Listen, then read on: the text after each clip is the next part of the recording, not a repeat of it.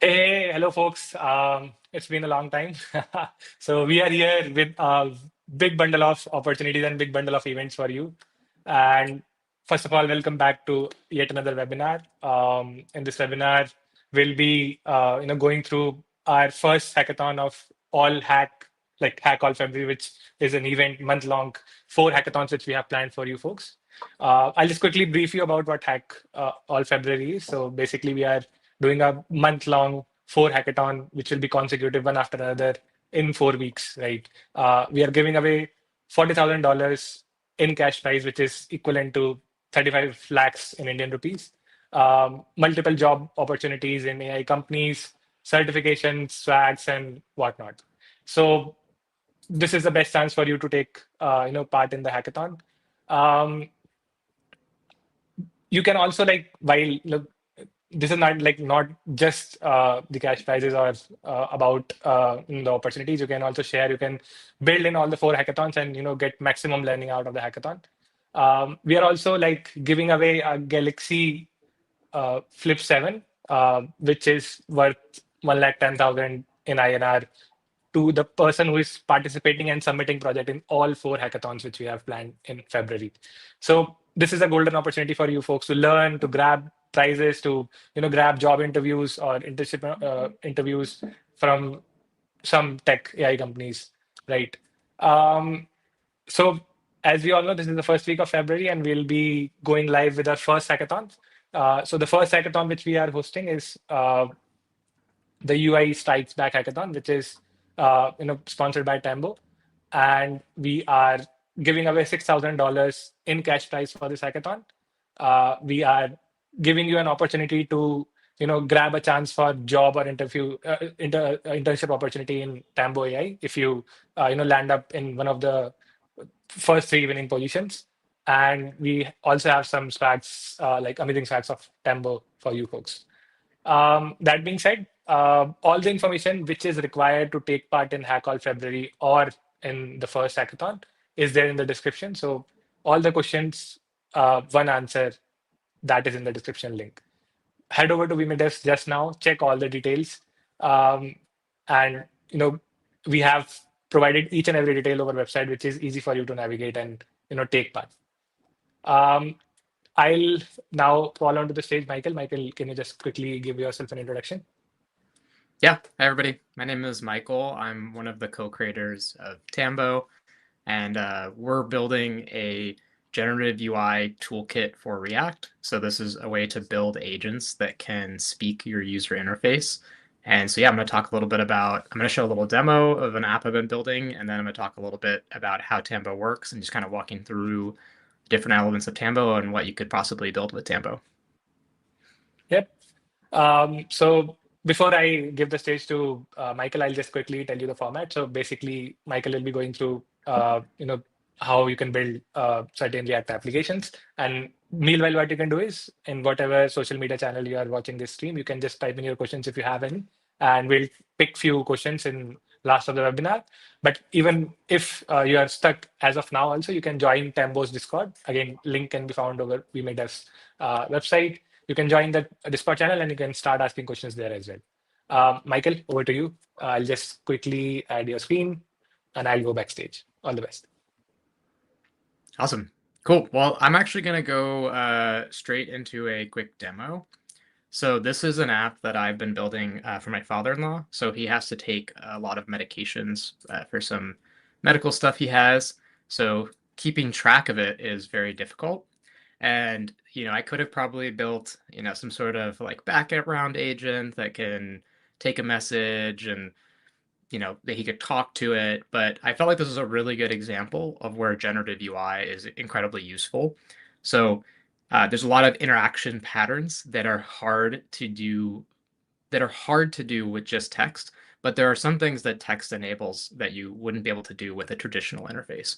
So right now, if I wanted to add messages, I'd have to click through a bunch of forms, fill out a bunch of information, but I could do something like this, where this is a message, this is a fake message from a fake doctor saying, hey, after your follow-up appointment, here's a bunch of medications that you need to be taking and, when you should be taking them. this would be a real pain to parse out and figure out like, when I'm supposed to take these. I'd have to probably write this down. Actually, he, or his wife, I should say, put a whole document together where she basically like wrote it out so that they could then put it in the pill packets. So they were doing something like this already. This is what a traditional app would do, is it would just kind of like write out, what you could do. Oh, give me one second. All right, so now it's actually turning this text into this React component. And I'll talk more in a minute about like how that works in Tambo, but basically it's generating these UI components. These are interactive components. I believe it's done. So these are interactive components. So I could click this button to add metformin, could add them individually. I could also approve the entire text, or sorry, approve the entire list of medications, right? And then I get this kind of good user interface for managing this, right? So I could say, hey, these are my medications. Maybe I've taken my morning medications. I could maybe say, I don't, I could follow up here and maybe I could say move metformin to morning. Right, so I could click it and edit this one. I believe there's an editing field somewhere. But I could also interact with this UI. So it's getting the list of medications. So it's doing a tool call. I'll talk about that in a minute. So this is a local tool call to get the state of the medication. Take a second. All right. So it's going to confirm. It's saying currently metformin is in the evening. I'll move metformin to the morning as you requested, but it's also going to give me a UI to confirm to make sure that it actually got the right message in case I like missaid something or misspoke. Maybe I meant to say a Torvastan or something like that. All right, so now it's letting me edit this. Maybe I want to change this note. Maybe I want to change the exact time. Maybe I don't want it to be exactly at 8 a.m. Maybe I want to have it at 7 a.m. or a different time, or maybe I know that the dosage needs to be changed for some reason, or maybe he told me verbally that I could take more if I was feeling worse or better.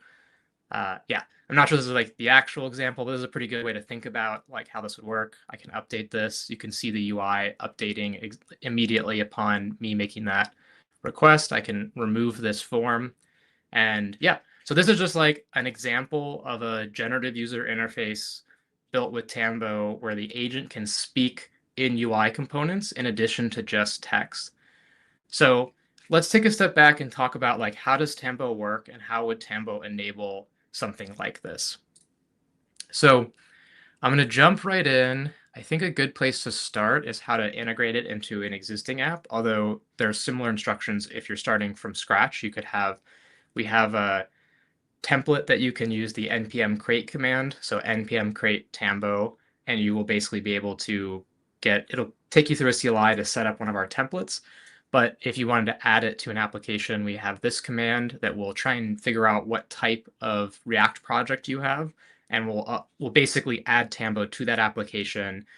It'll add some technologies that we're using to enable our component library. This command is continually getting better, so if you try it and then run into any issues, like please open a GitHub issue and we'll work on making it better. But how Tambo works at a high level is we provide a Tambo provider. So this is the thing that you wrap your entire application that you want to have Tambo work with. And it gives you a bunch of hooks for managing the agent state, as well as for managing the component state when you're interacting with them. And I'll talk more about that in a minute. But key thing is you wrap your entire app with this Tambo provider. You can do this, for example, in a next app in the layout TSX. You can do an app TSX, kind of depends on the React framework you're using. In this case, we're using Next, and Next requires this public prefix. If you're using Vite, Vite has a different pattern. We should probably update the doc so that we explain the different patterns, but it's pretty easy to find how to prefix this API key. And then we also have some components that will get installed into your application that are styled components. So this, for example, is a message thread collapsible. This component inside of it is using some of the hooks, and I'll talk through some of those hooks already to have that basically little chat widget that I was working with, managing the chat state, handling the streaming of messages, handling the rendering of messages. So the default is it just renders them in line. In my demo, I decided to move it into a panel so that you could open it up to the side. But that's up to you. This is what's so cool about Tambo, is that we're not really prescriptive of how the generative user interfaces should be displayed. And I think during this hackathon, if you're participating, exploring how the components should be rendered is a really interesting problem space and design challenge. And then once you're done, you should be able to run npm run dev, and you'll have a little app that looks something like this, where there's this little pop-up, a little chat input, and you can hit send, and you'll get message streaming and kind of all the basic stuff out of the box. So I take a step back and talk about generative components and how to build them. So one thing that's interesting about Tambo is that we've gone with this registration approach, where you have a Tambo component registry. So this is a registry of components that could be rendered by your agent.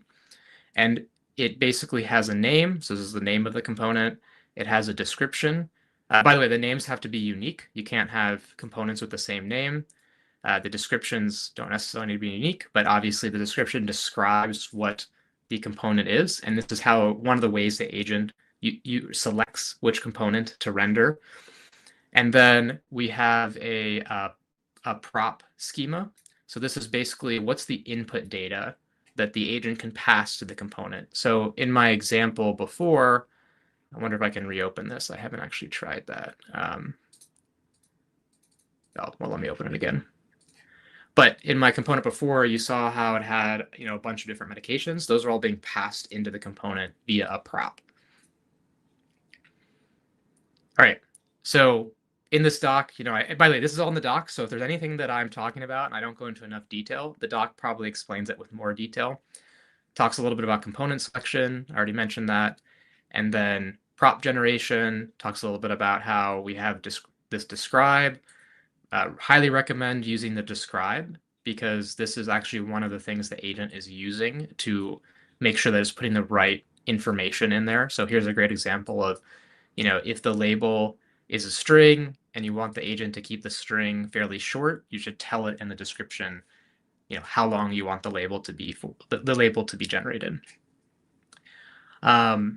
Cool. So I'm going to talk about that. So one key thing is we have two different types of ways to have the agent interact with a component. So one is a generative component, and these you can think of as ephemeral. They show up to perform a task, and then they should be used typically in some way, and then you kind of discard them and move on to some other task. So for example, in my demo, the medical demo, I was adding a bunch of medications or updating medication. That once that's done, I don't really need to come back to that interaction pattern. So I don't really need it to be longer lived than that. And then we have this other type, which are these pre-placed components in your UI. So you can think of, actually, I have a good demo right here. I'll show of what an interactable component could be used for. So this is actually in our docs. I'll just play this video really quick. So in this case, to the right is an interactable component where that data is static and the user could interact with that data. And then on the left is this graph component that is ephemeral. So I'm asking a question, I want to visualize the data. Once I'm done looking at the data, I don't necessarily need to come back to it again. But the spreadsheet I should be able to update and maintain over time. So that's a good example of an interactable component.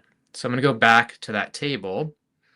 And the main difference is, I mentioned at the beginning, there's this registration of components. So in the Tambo provider or using, there's actually a function for registering the components as well if you don't want to pass it into the provider. And there's some reasons that you'd want to do that. I won't go into a lot of detail, but as you explore, you might find some of those use cases.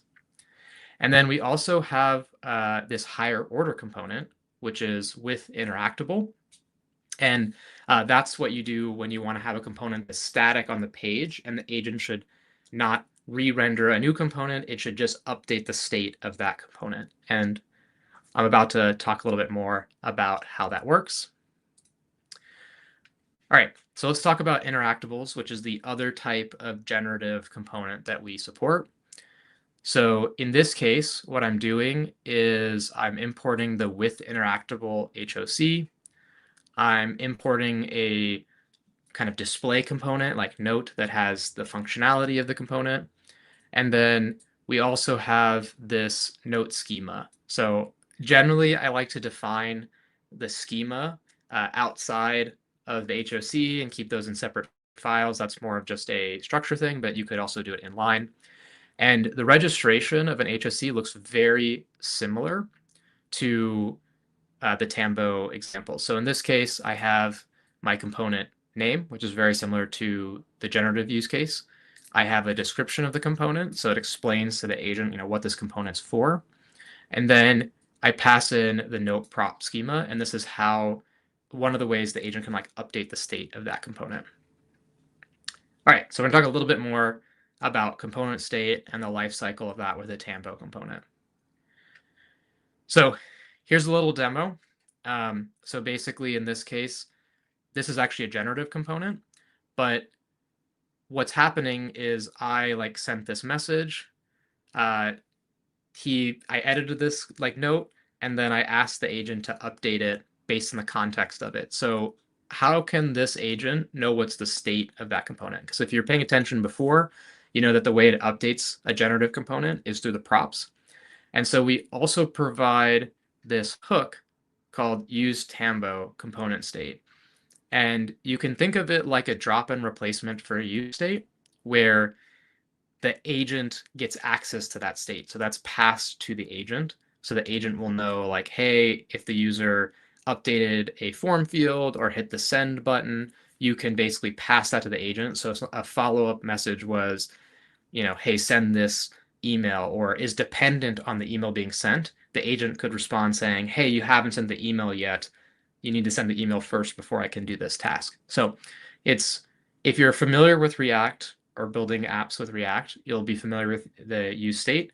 And in our case, it works very similarly. The main difference is that the state syncs back to the thread. We maintain it in the thread, and the agent has access to that so that it can make updates following interactions between these components. All right, so yeah, and then I mentioned this already. So we also rehydrate the state mainly so that the threads make sense. So if somebody comes back to a previous thread, the component will still have all the right props that it had from the previous generation. From the previous interaction from the user. All right, so I'm gonna take a step back and kind of review. There are two types of generative components. One is the more kind of ephemeral, the one that happens in line. You kind of use it. Maybe you might, one example I have in an analytics template, generates a graph, and then the user can move it to a canvas, and that canvas is an interactable. And so that becomes something that's stored long-term. The users can update the graphs in that state. But generally, these kind of generative components are used as needed to perform tasks, to ask users for confirmation, to give them some kind of visual or interactive feedback. And one thing that I think is really exciting about Tambo and what we're building is allowing users to still interact with visual user interfaces in addition to having the power of natural language as an input. So that's one of the core things of Tambo. I'm gonna go over a few more things with Tambo, but I won't go into as much depth because I think there are more side things you'll probably use. So the other thing we support is local tool calling. So this looks very similar to regular AI tool calling, OpenAI tool calling, MCP tool calling. And basically we have this Tambo tool registry, which is passed in the provider. There's also a way to use it. You can also use it with a function, but this is just an easy way to pass it along. You have the name, a description, the tool. The tool is any JavaScript function, TypeScript function, and then an input and an output schema, right? So what is this used for? Sometimes you might want to just have a function to update the state of something and you wanted to just call that locally. Another really common use case is you want to fetch data from your server. The user's already logged in. You already have a bunch of, API fetch requests to get data in different parts of your app. You can just wrap those and the agent can then access that data. Usually I prefer it to be context. So sometimes it's nice to take actions with tools, but in general, if you want the user to be able to kind of confirm it or interact with it or have some sort of visibility, you could also do that through components. But yeah, so that's tools. We have a bunch of details about tools. We support streaming of tools. We also support MCP tools. We can go into that when I go over our dashboard. And then I'm going to talk a little bit about additional context.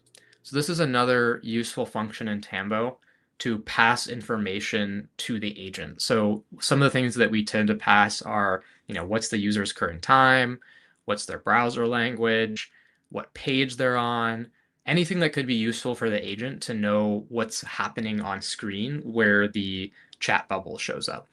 And yeah, we have a bunch of information about that. I don't want to go into a ton of detail about that. I do want to talk a little bit about MCP. So we have pretty robust MCP support. We obviously have MCP tools. You can register MCP tools both at the kind of client side in the provider, as well as in the agent, which I'm about to show you. But we also, let me check a look, MCP features. I think we have this in here. So we support prompts, for example. So you can add prompts through MCP, like a slash command in Claude Code or some other coding agent. So that could be a prompt to do a particular action. You could have users create their own prompts and store them and recall them. That's all buildable with Tambo very, very easily. We also have a component for that where you can add a button to show prompts. We have resources. So an MCP server can pass resources. So you could think of files as a good example. Like maybe you have a file browser app. The resources could be all the files. I could say at a certain file. All of this is supported kind of using the MCP spec. All right. What else? Okay, those are some of the big ones. Elicitations is a really interesting one. If I had more time, I'd go over it, but all of this is in our docs. So I want to go to our dashboard really quick and show that to you. So one thing about Tambo is it is self-hostable. So you can self-host everything I'm showing you today. We also have a hosted version of this where the API is hosted and you can use our API. There's a lot of benefits to that. Talk more about that in a different, I'll talk about that in a different message, but like you can also self-host if you want. But you can also, you get this dashboard, it can show you the messages that you're getting. It can also show you, go to deep dive into any particular message. So for example, I could look at this conversation, this thread, I could see the message they sent, I could see the tool calls that were made, I can see the UI component that was generated and all the props that were passed. We have this like cool thing where I can like jump to specific tools. Oh, it's not working right now, but we'll fix that. But yeah, so this gives you observability into what's happening with your Tambo agent and what your users are doing. And then within the settings, we have a bunch of other things. One of the most interesting is like MCP servers. But one thing we also do that's pretty fun is we've used the Tambo, our own Tambo app to manage our web app. So I could do something like create API key, and it'll go and look through all of my projects. So probably will ask me a question and say something like, hey, which project do you want this API key for? I'm not sure. It might not be working today. We'll have to go take a look and see why that's not working. But typically this would pull up UI components just like the demo I just showed you. Cool. Well, I'll take a look into that later and see what's going on with it. But that's it for my kind of overall messaging, but there's a bunch of stuff you can do in this app to manage your Tambo agent. Our docs are pretty detailed. where we have tons of different stuff. We support a bunch of different LLM providers. We have a CLI. We have all of that. We have a couple starter apps you can take a look at. But yeah, at this point, I'm just kind of talking about different things you can do with Tambo. But I think I'm going to pause here and see if there are any questions that I can answer about how Tambo works. I'm going to look through some of the messages. Oh, sorry, somebody asked if I could zoom in a bit. Yeah, sorry about that. I hope that that was visible enough.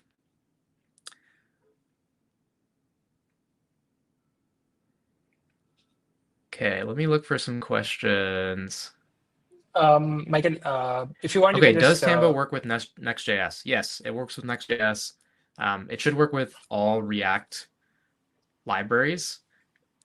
We probably tested Next.js the most, so that's probably the one that we are the most confident in how everything should work. But let me see if there's any other questions about how Tambo works. All right, yeah, we did the walkthrough. I gave the demo. I'm not seeing a lot of like technical questions about how Tambo works. All right, how to set the context for some data throughout a conversation. Yeah, so I think I showed this really quickly. So this is the additional context. You can basically just put anything into this. So you could pass in prompt data, you could pass in resource data. There's like a bunch of stuff you can do with these context attachments. It's basically just an arbitrary function that will pass in data to the agent. All right, there's a question about pricing. So we have a very generous free tier. So we give away, I think it's like 10,000 messages a month. So I would be very shocked if anybody hit our free tier.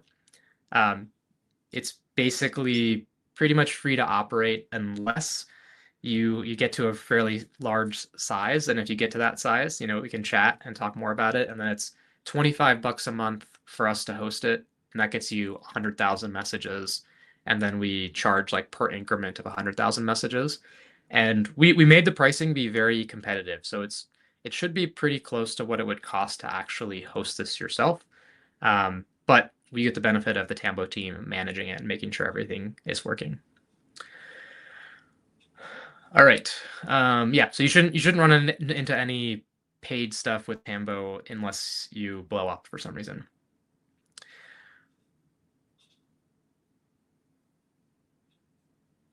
Okay, what is Tambo in a simple way? Okay, I think the simplest way to think of Tambo is it's a way for you to register React UI components and then have the agent render them when it makes contextual sense to show them to the user.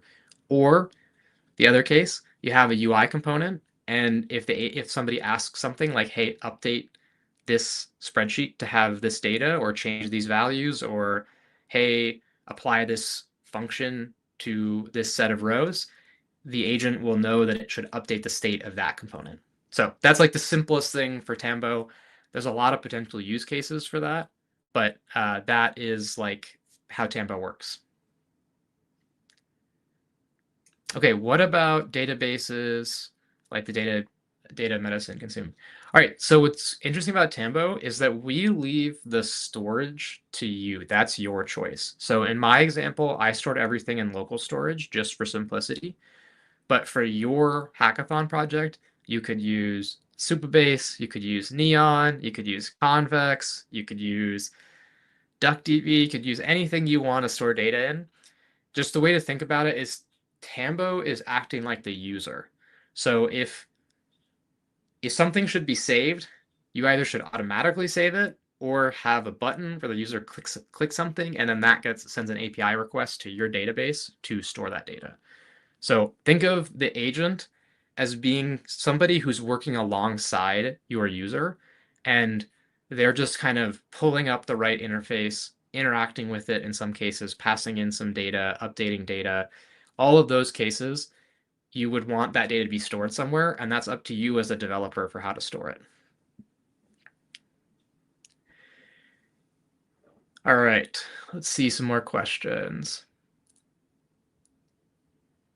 Okay, to show components in Tambo, should the components be pre-built or does Tambo AI build them on the go? Yes, so Tambo is unique in that or not unique, I would say I think this is probably the right way to do it, and a lot of people are kind of moving this way, is that we treat UI like you treat a tool. So for example, if you're using an agent, you wouldn't expect it to have to write code every time it calls an API, right? It should be able to just call the API with the data. And the same thing goes, we think, for the user interface. And we think there's a lot of really cool apps out there that have a lot of well-designed UI components. And we're basically giving a tool for you to take those components and reuse them inside of a generative AI context. So you do have to write the components. Now, could you make the components very flexible? So you could have a form component that allows the agent to like recompose the form based on context. You don't need to build 500 forms. You could build one form that's flexible where the agent could say, okay, I'm going to put a label of X and then use a single line input. I'm going to give another label. I'm going to use a multi-line input. I'm going to use another label and I'm going to use a slider. Like all of that could be, you could build it in such a way where the agent has a lot more flexibility in what the component looks like, but you still have to register a component and tell the agent, what the scope of this component is and how it should be used. Okay, let's see. Okay, yeah, actually, I already gave a demo at the beginning, so if you got here late, you can look at the recording, and there should be a demo right at the beginning. So just for the sake of time, I'm not going to give another demo, but there's a demo at the beginning. I recommend you take a look at it. Okay, so we have two modes in the LLM selection. So one of them is like you can pick an LLM and you can use the Tambo agent. We also have a beta where you can plug in your own agent and replace the Tambo agent. So one of the things that we started out with Tambo, we thought that everybody would want to build their own agent. And what we found as people moved on, and I should take a step back. We thought everybody would want to build their agent, but a lot of people who are coming in and trying to use Tambo were just like, hey, I want this thing to just like work the moment I set up. And we wanted to make it really easy to get started. So most people can get the template working in under a few minutes, and then they can add their own component however long it takes them to write that component, however they're doing it, and then demo that in like another 5 minutes. So you can go from like, I want to build generative UI to I have a generative app that is generating or picking the component and generating the props for that component very quickly with our agent. And we thought everybody would want to build their own agents and use frameworks. And I think over the last year, a big shift has happened where we're finding that the models are getting so good that our agent that we built is actually pretty good, and a lot of people are just using our agent. So I think for the hackathon, if you want to try building your own agent or plugging in another agent, go for it. But that is not like a necessity with Tambo. You can use the Tambo agent. There's a lot of ways to customize the agent. You can change the prompt, and we're actually working on a few more features to make that even more customizable. Okay, let's ask a few more. Sweet. Okay. Are you the maintainer of any of the Tambo repo? Okay. Yes. So we have a small team. So there's actually 5 of us who have been building Tambo. So it's a small group of people who have been building Tambo out. Yeah, there were 51 PRs raised recently because we were seeing if people could build templates. We didn't find any templates that kind of matched what we were looking for, but we are definitely open to people contributing. We have a lot of different contributors who contribute randomly when they have time. We have some more regular contributors. So yeah, we're definitely open to that. Right now, we're really focused on this hackathon and an upcoming launch. So I'd highly recommend just focusing on the hackathon if that's how you're discovering us. We're probably not going to be merging external PRs in the short term.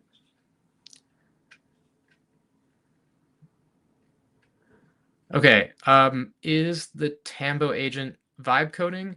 No. So the Tambo agent doesn't generate any code. it just selects the components, passes in the props, or updates the props of components. It doesn't generate any code. Now, you could have it pass in code. I wouldn't recommend that, and it could run that code, but Tambo is not like an AI coding agent. So if you're looking for that, one of our sponsors is a coding agent that we're gonna have a webinar tomorrow, but our co-sponsors, I should say. But Tambo is for like runtime experience, not building the app. So just something to keep in mind. Okay.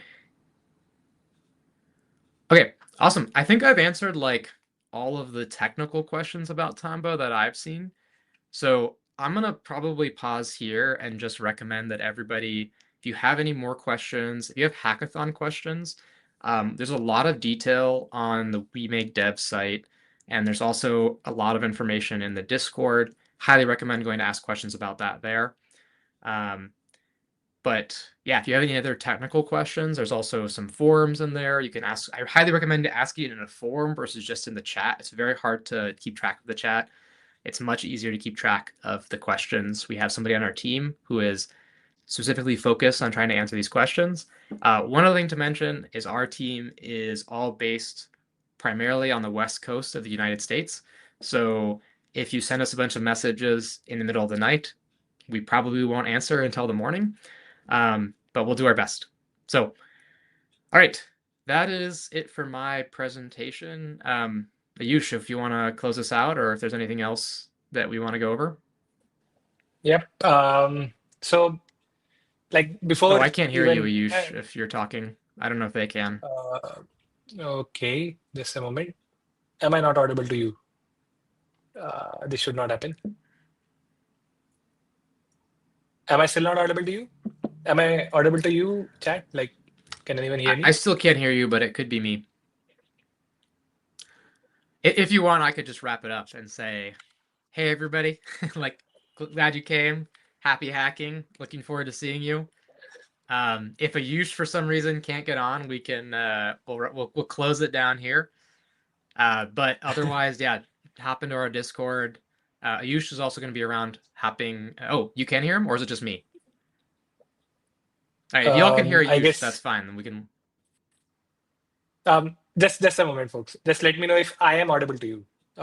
Just a quick help in the chat if I'm audible. Oh, I think they Okay, said so just me. just Okay. just give me a moment. All right. Well, if you're okay with it, Ayush, I'll get in the private chat. I'm happy to close it down. Am I audible to you now, Michael? Hello? Oh, okay. You are audible, I guess. All right. Maybe it's just me. Yep. So I'll just wrap just a moment. I'll just wrap it up. I'm wrapping it up. Folks, I guess there is some issue with Michael's window, but I see there are various questions about hackathon, and there are various questions about you know Tambo as well. So what you can do is basically you can jump over to Tambo's Discord for all the tech plus all the hackathon related questions. There are two.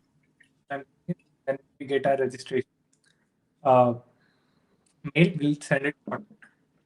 How about the project submission? Right. The project submission will also happen shortly. We'll share a form where you can. Um,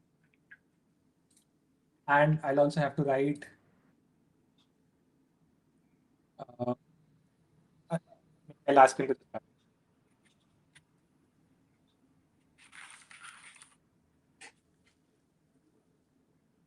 Okay. All right. Sorry about that, everybody. I for some reason I cannot hear Yush, so it's just me. So he had to message me. But yeah, hey, super excited for everybody to join the hackathon. We're really excited. We think that generative UI is really popular right now. People are really thinking about this. Working with teams from funded startups all the way up to Fortune 1000 companies, but we're really excited to see what you build. And one other thing I want to mention, obviously there's the prizes, obviously there's the, we're going to do a couple interviews. There's a bunch of things that you might win from this hackathon. But we're also looking for more apps to showcase Tambo and show off what you can build with Tambo. So there's also opportunity that your project, maybe you don't get the top 3 places, but we find it and think, wow, this is really cool. We'd love to demo this or have you build it out a little bit more and use this to show off to like big companies what you could build with Tambo. So yeah, great opportunity. Excited to see what you build. I've already seen a couple demos of people who have been playing around with Tambo that look really exciting. But obviously, there's still a lot of time left in the hackathon. So looking forward to seeing what you build.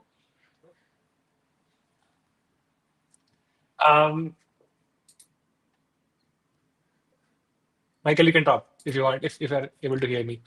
I'll Did we just give me a stop? I moment, don't know. folks. Okay. So I'll just quickly address a few of your see y'all. hackathon questions. And yep, bye, Michael. Thank you for joining. Yep. So, folks, again, I'll just quickly brief at the end because I see so many folks have joined. Just in case if you want to again, go through the Tambo's demo, you can just rewind the video and just you can go through the live. What I have stopped to share is that we are basically doing Hack All February, wherein we are having 4 hackathons, 1 hackathon per week. This is the first week wherein we are hosting the first hackathon, the UI Strikes Back. Total prize pool of all the 4 hackathons, which is conducted on complete February duration, is $40,000, which is around 35 lakhs in Indian rupees. We have job interview opportunities for you, internship, opportunities for you. We have swags, we have certificates. Plus, if we will be choosing a random winner who will be participating in all the 4 hackathons and will be making a submission in all the 4 hackathons. So this is a complete building packed February for you. So just clear your calendar and start building, and just aim for all the prizes. Again, just repeating myself, there are 2 majorly asked questions. First is submission. So project submission form will be shared shortly. Do not worry. Every hackathon will have different project submissions. So make sure you keep an eye on socials. Plus, also join the Discord whenever we have asked you to. So, for example, the UI Strikes Back Hackathon, make sure you join the Tambo's Discord. Every information of joining and how you have to join and resources, everything about hackathon can be found in the description. So we have a link attached to VMakeThis website. You can head over to there and then you can find all the relevant information. I guess that's it. I think I've made everything pretty clear.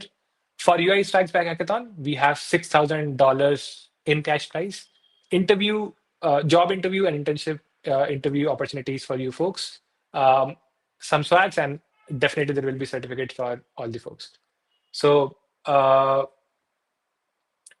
that's it.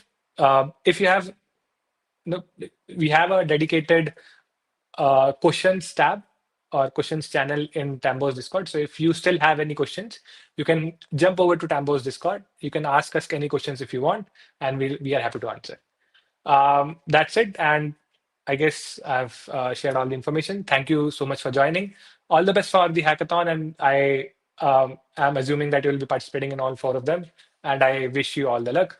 Thank you. Bye. Have a good night.